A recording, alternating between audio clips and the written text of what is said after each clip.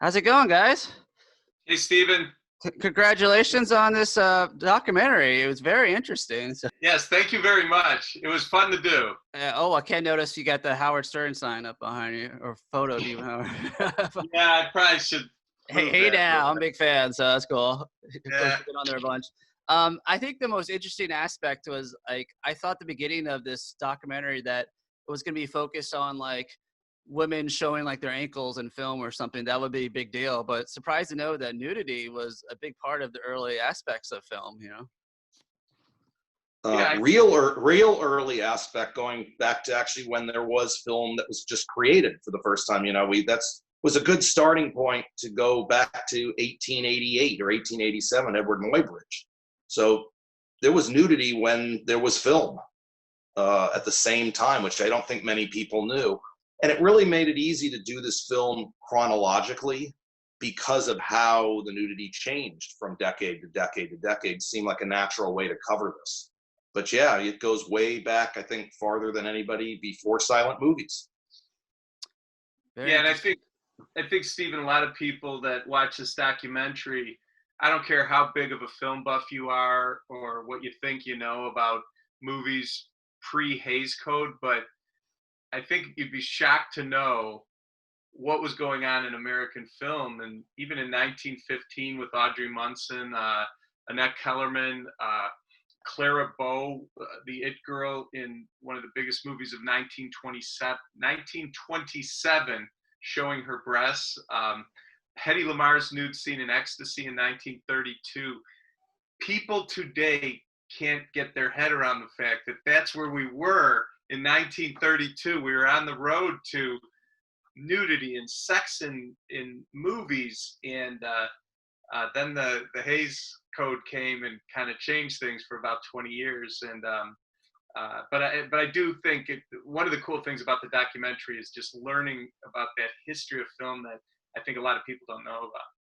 Yeah, I'm gonna go over some interesting aspects. Like for one, grew up Catholic, and I can only imagine them handing out this was like a code or something they would hand out at church to tell Catholics what movies to not see. And of course, it had the opposite effect because everyone wanted to go see Yeah, the that I movies. didn't know about. Yeah, I learned about that. I learned about that through the team's research.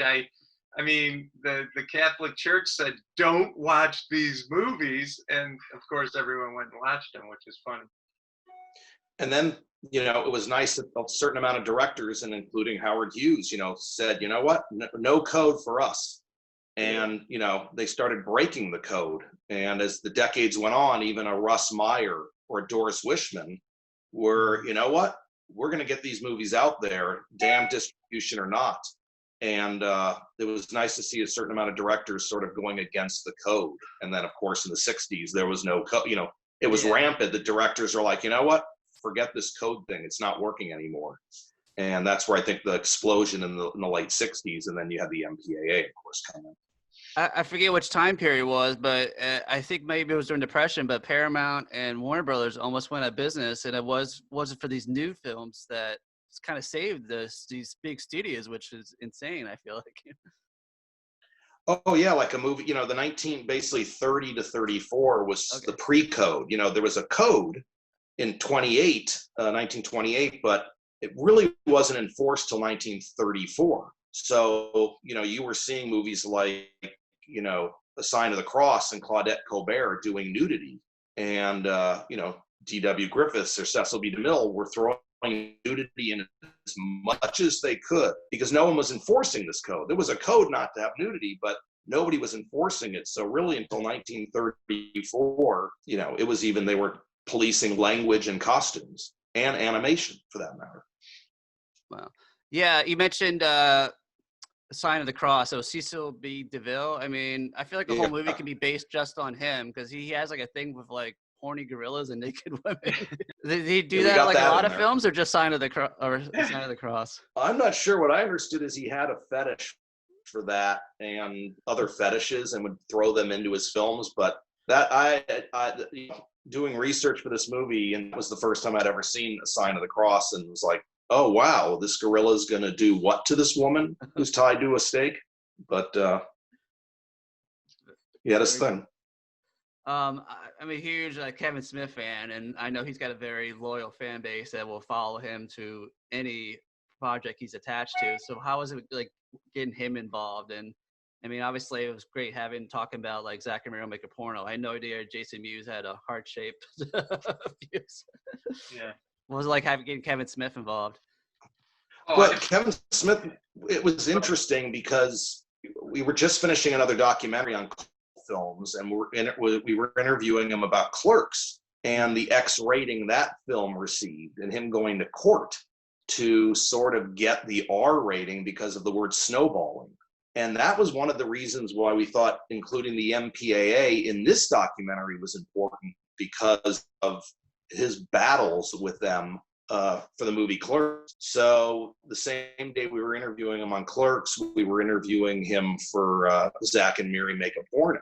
And you know, he's a great guy, and he's very talkative, and knows exactly what to say. But Zach and Miri is an interesting story just because the title, Makes a Porno, caused him all sorts of problems. The nudity is not gratuitous at all in the film if you watch it. I mean, no. Tracy Lords is in the movie and doesn't get naked.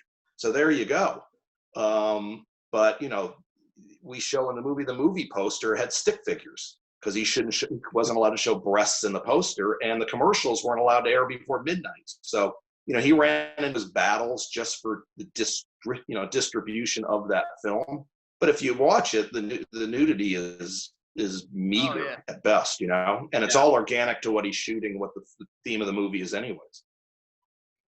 Very cool. I've always talked to other filmmakers about their documentaries, either about music or film, and it seems like most of their budget goes to just getting the rights to, show the movie or music.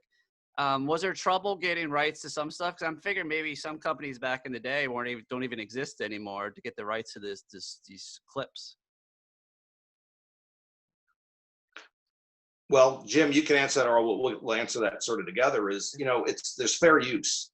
And, if you're commenting on or reviewing a film or a scene, if it's in context to what someone's discussing or commenting on, you don't have to that's fair use. Oh, okay. So you don't really have to get permission of the studio. We courtesy in the credits the studios and thank them, and they're a source. But just to get insurance on these films, you have to have a lawyer look at them after and make sure, to get your E&O insurance, you have to make sure this movie's signed off on, as our documentary was. But the clips you're seeing and the clips you see in all these other documentaries are basically under fair use. So if you're going to commentate on if Rena Riffle's going to talk about her strip scene, her dance scene with Elizabeth Berkley and Showgirls, she's commenting on that scene. You can show it. You don't have to pay the studio. Okay, so that's how you get it. Yeah, and keep in mind, I mean, we're showing 8 to 10 seconds of a scene of a 2-hour movie, and you think about back with Siskel and Ebert, they would review a movie, whether they liked it or hated it. They're allowed to show a minute or 2 minutes of a movie. It's pretty much the same principle, and it's established law. And we could have put this movie out without doing it correctly. You can't show an hour of a movie in your documentary. So what you do is a lot of commentary, criticism, information, and then show tiny clips from a multitude of movies. And that's what we did. So it wasn't, the rights issue wasn't an issue. Well, congratulations, guys. The documentary was so interesting and so much fun to watch. Anything in the future you're allowed to talk about? Any upcoming projects before I let you go? Well, without getting into specifics, I think we're all kind of intrigued by something in the horror genre, because we feel that there's some, believe it or not, some things in that area that have not been covered as well as they could, and I think we could do a real good job on it. But we're going to put our heads together. First and foremost, August 18th, when this comes out, we'll see what the response is. So far, we're blown away by the response, but as soon as we know where we stand, we're going to be moving forward on the next project. So. All right. Well, thank you guys so much, and I look forward to future projects. Yeah. Thank you, Stephen. Thank you a lot. Yeah, thanks, Stephen. Really appreciate it. Bye-bye. Thanks for watching, everyone. Please support this video by giving it a thumbs up, leave a comment below, and hit that subscribe button while you're down there. Thank you so much.